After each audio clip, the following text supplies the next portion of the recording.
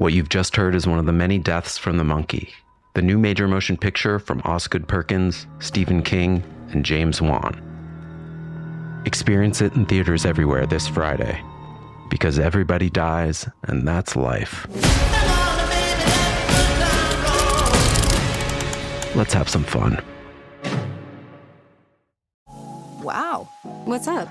I just bought and financed a car through Carvana in minutes. You? The person who agonized 4 weeks over whether to paint your walls eggshell or off-white bought and financed a car in minutes? They made it easy. Transparent terms, customizable down and monthly. Didn't even have to do any paperwork. Wow. Mm-hmm. Hey, have you checked out that spreadsheet I sent you for our dinner options? Finance your car with Carvana and experience total control. Financing subject to credit approval. Hey everyone, and welcome back to Big Mad True Crime, where we get big mad over true crime. I'm your host, Heather Ashley, and today we'll be going over the facts of a case that has been all over the media the last few months and wildly speculated. The death of Debbie Collier. Small talk sucks, so let's dive in.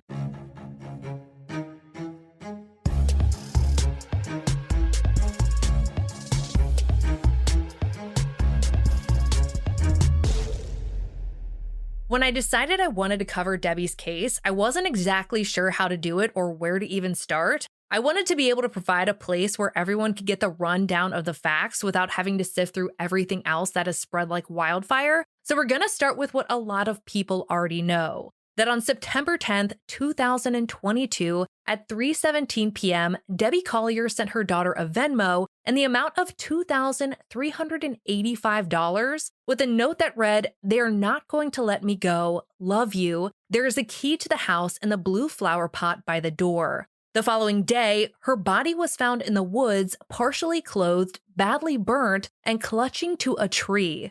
For the rest of the episode, we're going to go over the days leading up to the discovery of Debbie's body, and then go through the timeline of events that resulted in the final conclusion of her case, which came out just last week. 59-year-old Debbie Collier was the stability in the lives of those around her. She had 2 children of her own, an adult son named Jeffrey and an adult daughter named Amanda. She got married to a man named Steven in 2013 who had children of his own, and they combined their families. Debbie worked at the front office of a real estate company in Athens, Georgia, and Steven had a good career going for him as well. It looks like he owned several different properties across Athens, all modest homes, and it's one of those homes that Debbie's daughter Amanda moved into on Thursday, September 8th of this year, 2022. It looks like it's a house that Amanda had lived in on and off for several years. Amanda lived most of her life in Georgia, but had moved to Maryland to live near her brother for a while, but that whole setup didn't work out. She went into detail about whatever rift caused her to decide to move back to Georgia with Crime on the Record on YouTube, but because it doesn't really impact the outcome of Debbie's case, I'm not going to go into too much detail there. That being said, it is a really great interview, and it's available to anyone who wants to watch it at Crime on the Record's YouTube account.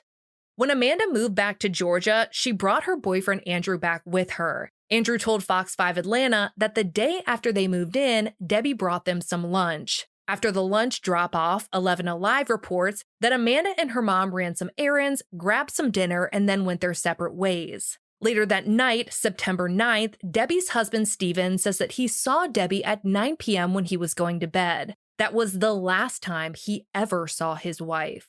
The following morning, September 10th, he said her car was still parked in the driveway when he left for work. Initially, people thought it was a little strange that he simply said he saw her vehicle and not Debbie, but according to 11 Alive, the two slept in separate bedrooms because of his loud snoring, something that plenty of people do. Throughout the day, Amanda told Crime on the Record that she and her mom texted back and forth but never spoke on the phone. She was doing some cleaning around the house, and it wasn't until around 5 p.m. that she noticed that 3:17 p.m. Venmo with the cryptic note that made headlines. I know we talked about it earlier, but let's hear it again. Attached to the $2,385 money transfer, Debbie wrote, "They're not going to let me go. Love you. There's a key to the house in the blue flower pot by the door." Obviously, this sent Amanda into a panic, so she called her mom, but didn't get an answer. She called her stepfather to see if he knew where Debbie was, but he didn't know either. By 6 p.m., the police were at the Collier home, and Amanda and Steven were filing a missing persons report. Before we go any further down in the timeline, we definitely have to go through what that message attached to the Venmo might mean. The Venmo transfer was actually a public transfer and can be seen on both Amanda and Stephen and Debbie's shared account. They'd sent Amanda money in the past, and you can't see the amounts, but they're all for simple things like gas, never something that would be thousands of dollars. On the surface, I think everyone can agree that it looked like Debbie was telling her daughter that someone had taken her and that they weren't going to let her go. What didn't make sense was why she sent that message via Venmo and didn't use that time on her phone to call 911, send a text without money attached to it, or seek out any kind of help. But if you go down that route, you have to take into consideration the missing persons report, which says that Debbie left the house with only her debit card and ID, which begged the question, if that's all she took, whose phone or computer did she use to log into Venmo and send that money? When I was researching this case, I actually logged into Venmo on an unrecognized device, and it asked for a two-factor authentication. Not only did I have to remember my login and password, which is a feat in and of itself, I had to have access to either my phone or my email account to receive a one-time code and then log into the unrecognized device. If Debbie didn't leave the house with her phone and used another device to log into her Venmo, she also would have had to log into her email to get that code. And it seemed extremely unlikely that any potential abductors would have allowed her access to either of them, especially if she was going to be using it to let her know about said abduction. Which also had people wondering if maybe said abductors had allowed Debbie to access her Venmo account in an effort to have her transfer them some money in some sort of digital ransom, but that Debbie took the situation into her own hands and sent it to her daughter instead, also letting her know that she had been taken. The attempts to try and decipher what situation Debbie could have been in where she'd have access to any kind of communication, and that being the one she chose, were endless.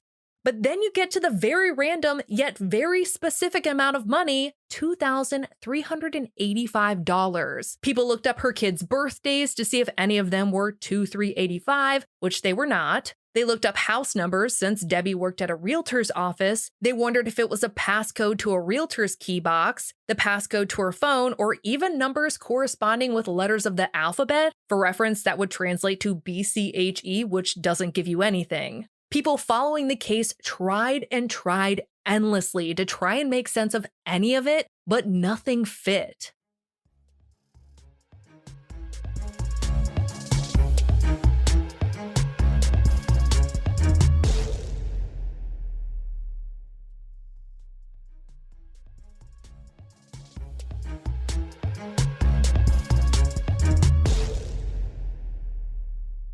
Along with trying to figure out why Debbie chose Venmo as her means of communication, people wondered why Debbie was telling her daughter where the key to the house was. It seemed odd that Amanda wouldn't already know that, and why was that something she wanted to make sure Amanda knew if her abductors weren't going to let her go? This made some people wonder if maybe the message wasn't as sinister as people thought. That maybe Debbie and Amanda had plans that evening, and that maybe her work wasn't going to let her go early or get out on time, so she wanted to let Amanda know where the keys were so she could let herself into the house since Stephen was working that day.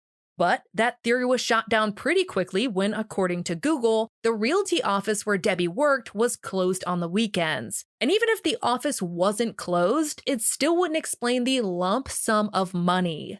Needless to say, the speculation raged on, and it's easy to understand why. We live in a world where true crime has become somewhat proactive, where people want to do anything they can to help solve a crime from home, and while that can be amazing in cases like Gabby Petito, it can also become toxic when it's not done with tact or within some kind of boundary. And it feels like there were some boundary crossing times when it came to the media coverage in this case, while everyone was waiting around for legitimate updates from law enforcement. After reporting Debbie missing, there wasn't much that Amanda or Stephen could do. Amanda drove around to the places she knew her mom would go shopping on the weekends, but she didn't see her mom's vehicle anywhere. For reference, her mom was driving a rental van because of an accident she'd gotten into back in August, and I've seen different reports about when the van was rented. Some say it was the day before she disappeared, and some say it was the day of her disappearance, but frankly, it really doesn't affect much. What is interesting is that the independent reports that the other car involved in the accident was driven by someone who was out on parole, someone who allegedly begged her not to report it to police because driving would have put them in violation. Naturally, that information added a new direction for speculation to run in, but not the full brunt. Most of the rumor mill and speculation seemed to be directed towards Amanda. She was the one who received the $2,385, and as the media was very quick to point out, she had a bit of a record that I'm not actually gonna go into detail in this episode. While I know that some people who've been following this case since the beginning might feel like her record should be included, she was never named a suspect, and as far as I could find, none of her previous charges were ever related to her mother. Moving into the following day, September 11th, GPS in the van Debbie had rented came back with a location. It was actually through the SiriusXM Guardian program, where they have roadside assistance and stolen vehicle assistance, so they were able to tell police exactly where the car was. Officers found it in a small pull-off off of Highway 441, 58 miles north of her home, unlocked and unoccupied. Across the street from the pull-off is Victory Home Lane, which is only about a half a mile long and houses a men's faith-based addiction recovery program. Other than that, it's a pretty desolate area of the highway with dense woods on either side. According to the police report, Amanda got there around the same time they did and was hysterical, yelling that was her mom's car. A lot of people wondered how she even knew they were there, but reports eventually came out from Fox News saying that the police had actually let her know they'd found it and told her a roundabout area of where. It seemed crazy to me that they'd tell her that before physically confirming it, but in Amanda's interview with Crime on the Record, it looks like they gave her a pretty vague version of what was going on. However, she was set on finding her mom, so she opened up a map app that she regularly uses, which lets you know where the police are, and she went towards the two police vehicles showing up, which wound up being where her mom's van was found. With two officers on scene, one told the other that they'd actually seen the van parked there at 5 p.m. the day before, which would have been an hour and 43 minutes after she sent that Venmo, and an hour before she was officially reported missing. Amanda told officers that her mom had a bad back and that she couldn't have walked very far, so an officer took a short walk into the wood line to see if anything stood out to him, but nothing did. Because it was such a large and densely wooded area, he called for a canine unit to assist. When the canine got there, officers went deeper into the woods, and at the base of an uprooted tree, they found a red tote bag laying on its side and the remnants of what was once a fire, which is interesting because it had rained the previous day and was pouring when police found her van. But nonetheless, when they got closer to the bag and the remains of the fire, officers noticed a partially burned blue tarp a little further down the embankment. And just past that, he noticed the body of a female. She was partially clothed with charring to her abdomen and was grasping a small tree in her right hand. According to the Atlanta Journal-Constitution, her feet were facing downhill, she had no top on, and her body was black and bright red in places. The officer was able to visually confirm that the woman in the woods was missing 59-year-old Debbie Collier. Stephen had made his way to the area by that time, and he and Amanda both stood at the edge of the tree line as Debbie's car was towed and her body was removed from the woods.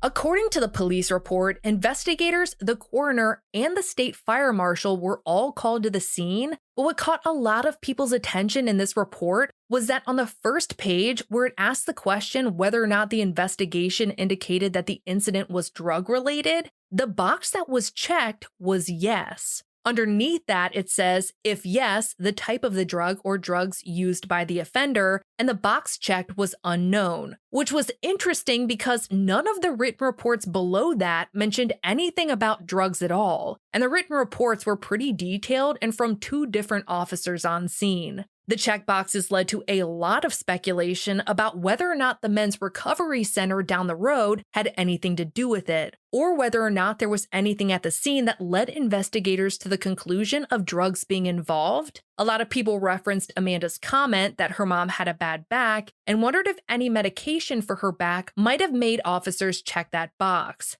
However, I spoke to a police officer who said that the first page of a police report, which is where the drug possibility was noted, is kind of a fill-in-the-blank section, and that sometimes you get so used to tabbing over and typing Y or in that sometimes it gets ahead of you and the wrong box gets marked. And it seemed like that might have been what happened because Fox 5 Atlanta reported that there was nothing leading detectives to believe that Debbie's death had anything to do with drugs, noting that sometimes the boxes get checked with anything that might be a possibility.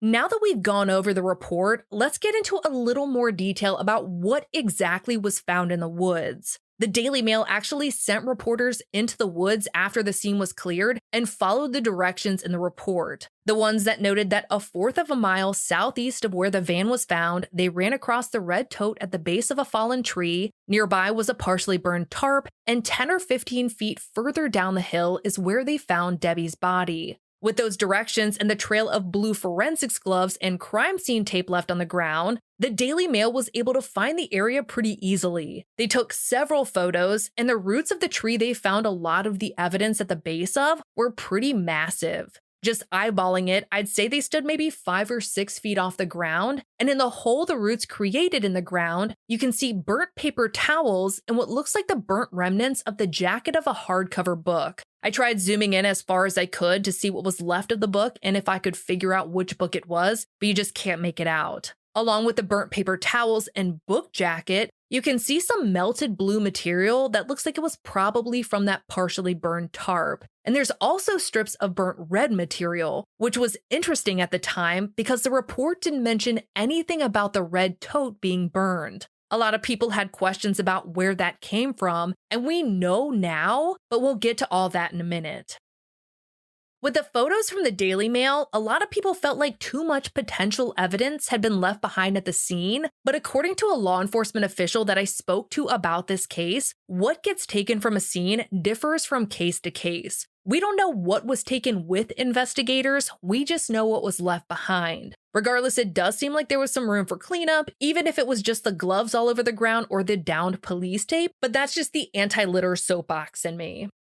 One of the things that stood out the most to me when it came to where Debbie's body was found was the actual location. Initially, police tried to walk 50 yards northeast of her van, but couldn't establish a scent. It wasn't until they went back to the drawing board and moved 1/4 of a mile southeast that they located her body. And according to the Daily Mail, that wouldn't have been an easy hike. It took them 15 minutes to go 1/4 of a mile, and when they got to the scene where Debbie's body was found, it was only 25 or so feet away from the road, and while the police report says that her body wasn't visible from the road, the Daily Mail said that you could hear cars passing by. This begged the question, why was her body found in the woods so far from her parked car when there was a road just 25 feet away?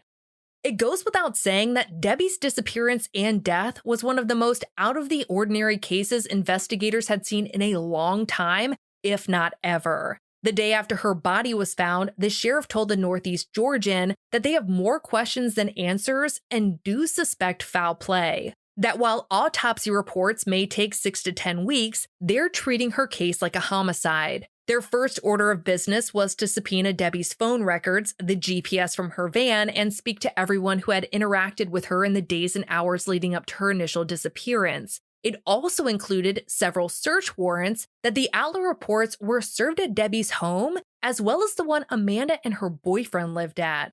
No one knew the details of what those warrants were for, but it definitely got people talking, but not anyone close to the investigation. Family members and friends weren't saying anything. The closest anyone got for a while was a comment by a friend of Debbie's who told the New York Post, "There's a reason we're keeping quiet."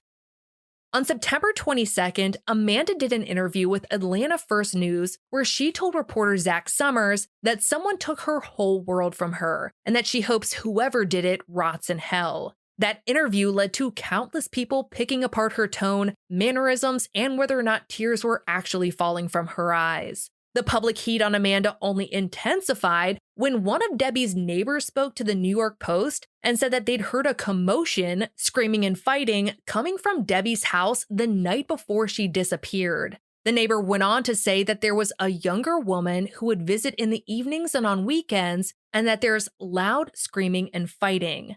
That being said, the sheriff's department told Fox 5 Atlanta that they have no record of any domestic calls ever being placed at Debbie's home.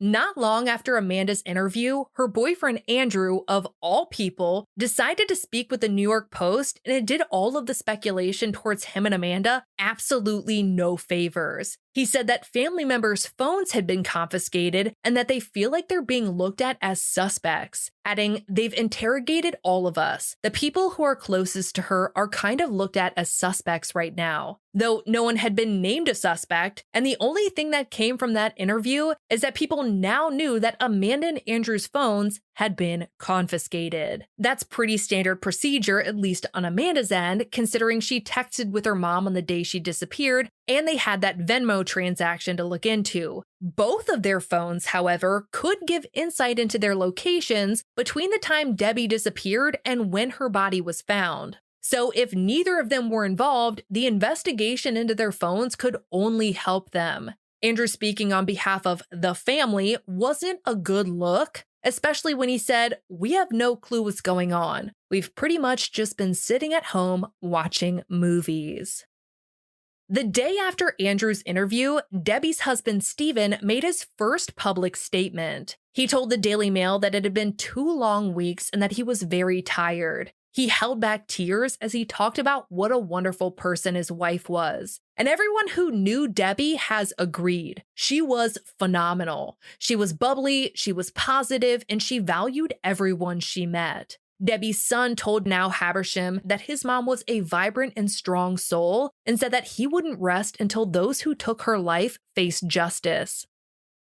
On September 24th, the sheriff spoke to Now Habersham and gave the first public update in 3 days, which felt like a lifetime when it came to Debbie's case. He said, "At this time, there is no evidence to suggest or support that this incident was related to a kidnapping or that this was a suicide." That meant that her message of "they won't let me go" wasn't about being abducted, and no one had mentioned suicide yet. It didn't seem like anyone had even considered that Debbie, who had sent a text about people not letting her go and was then found badly burned in the woods, had committed suicide. Because of that statement, I actually looked into the statistics behind suicide by fire, and according to Seeker, self-immolation accounts for only 1% of suicides in high-income countries like the US, but shockingly enough, accounts for between 40 and 70% of suicides in the developing world. That being said, after that statement was released, unnamed sources spoke to Fox 5 Atlanta and said that investigators had found no evidence linking key people in the investigation to the location Debbie disappeared from or where her body was found, and that evidence was now suggesting that her death could have been as a result of an accident or suicide. The news pouring in from all angles was a freaking whirlwind of confusion, and it was hard to figure out what to believe. Were those key people Amanda and Andrew? We know police had their phones, so if they had no link to the locations pertinent to the investigation, then the speculation had to take a turn and go in a direction that hadn't been established yet. And if Debbie's death was caused by an accident or was the result of suicide, how do you even explain that? Why would she have been in the woods alone, and how could she have accidentally caught on fire? If her death was the result of a suicide, why did she send the Venmo saying, "They're not going to let me go"? At that point in the investigation, absolutely nothing was making sense, and it was about to get even more confusing.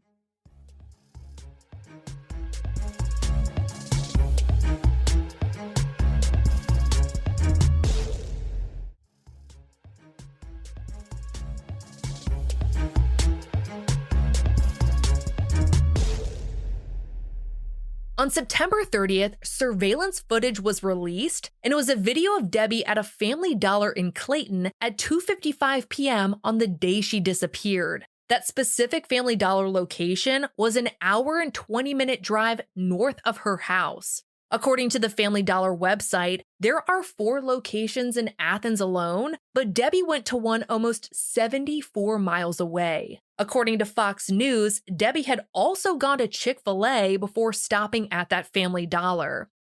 Debbie walked into the Family Dollar and shopped for 14 minutes before walking out at 3:09 p.m. While she was there, she purchased a reusable red tote, a 2-pack roll of paper towels, a tarp, a rain poncho, and a refillable torch lighter. She seemed calm throughout the video and even rearranged some of the items at checkout to make it easier for the cashier to ring up. Debbie had personally purchased all of the items found at the scene just 8 minutes before sending that Venmo to Amanda. And it looks like she sent that Venmo while she was still sitting in the parking lot of the Family Dollar. The cryptic Venmo was sent at 3:17 p.m., and Debbie didn't leave the Family Dollar parking lot until 3:19 p.m. For more than 2 weeks, people had wondered how Debbie had even made the Venmo transaction if she had only left the house with her ID and debit card. But in the surveillance video, you can clearly see that she had her purse with her. The Independent reports that even though it wasn't listed in the police reports, Debbie's purse and her phone were both found at the scene where her body was discovered.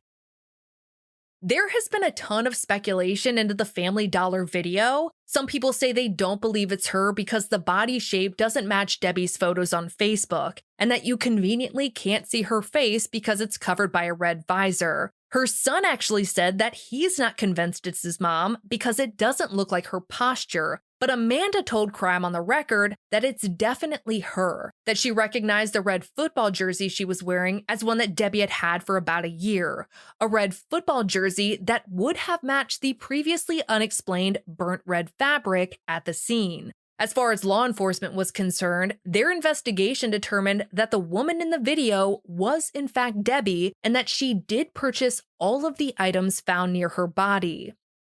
On the same day the surveillance video was released and everyone was trying to figure out what all of it meant, the sheriff's office held a press conference. Even though Debbie had purchased all of those items herself, the sheriff's office stated that Debbie was killed during an encounter that was personal and targeted, adding that her case was very complex with a lot of questions and unknowns that aren't typical in a death investigation. He noted that it was going to take more than 19 days to solve this crime and that they have no suspects nor have they established any motive. After the press conference, the internet went absolutely wild with new theories of what they think happened, and as you can imagine, they were endless. Fox 5 reported that a source told them that the dollar amount of the Venmo transfer was close to the amount of money that Amanda's boyfriend Andrew owed in probation fees, adding that the figure could be slightly thrown off by additional fees. Even reading that report felt like a reach, especially considering they didn't even note the amount Andrew owed in probation fees, and it felt like a lot of a reach for a pretty big news station to actually publish. There was also an article published by NBC where they spoke to someone who suggested the possibility that Debbie was killed by a serial killer. Another article that felt like a pretty big and baseless reach. Like I said, the media was getting absolutely wild. For more than a month, there were no updates, but on November 4th, just a few weeks ago, Yahoo News reported that the FBI had offered their assistance in the investigation, and it was assistance that the local police were more than happy to receive. 10 days later, The Sun reported that accelerant had been used in the fire that caused the burns to Debbie's body. Arson analysis had found the presence of gasoline on her clothes. Apparently, weeks after her death, police returned to the scene and found an empty gas can. How that would have gone unnoticed is beyond me, especially considering the fact that the state fire marshal had been out there, but what do I know? On November 18th, 2022, just 10 days prior to this episode airing, Debbie's autopsy results came back and the sheriff's office made the following statement. A detailed examination of all gathered information has enabled investigators to determine, based on factual evidence and data, that Mrs. Collier's death was self-inflicted. Furthermore, the GBI Medical Examiner's Office has determined that the cause of death was inhalation of superheated gases, thermal injuries and hydrocodone intoxication, and that the manner of death was suicide. Now, Habersham quotes the coroner as saying, "It's pretty evident that she started the fire. From what I saw and what I considered to be the case, is that this was a self-inflicted death, but I was relying on the results of the autopsy and the doctor at the lab to make the final call." The investigation into Debbie's death was something that I don't think any of the law enforcement officials working on it could have ever prepared themselves for. And even now, there are so many questions left unanswered. Why did she send such a specific amount of money? Why did she send a message that seemed to be alluding to an abduction? Why did she park her car so far away from where she was found? And why did she walk so far when she was found so close to the road?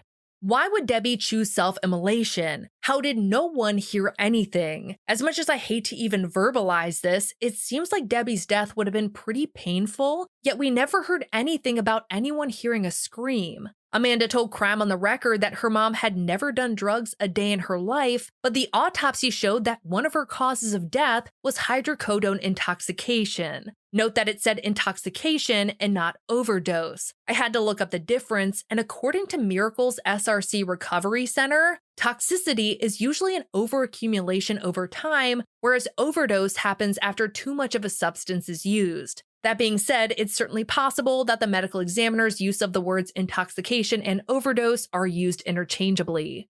For so long, it seemed like law enforcement believed that Debbie was a victim of homicide, and a personal and targeted one at that. But according to the coroner, he seemed to believe her injuries were self-inflicted all along. Debbie's case was a hard one to cover because, like I mentioned earlier, there's a lot of speculation intertwined with the facts, and I think we can all see why. From what I've seen online, it seems like there is a 50-50 split of people who believe law enforcement got it right and those who believe they got it wrong.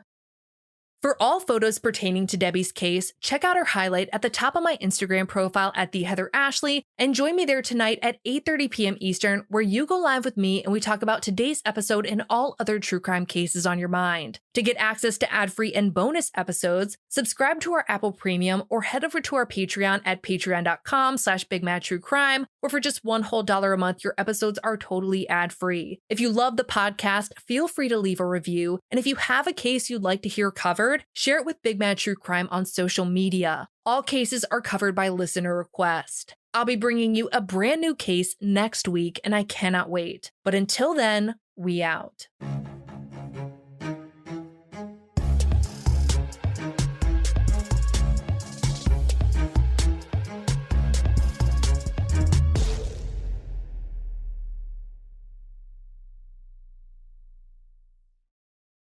Master of horror Stephen King raves about the monkey.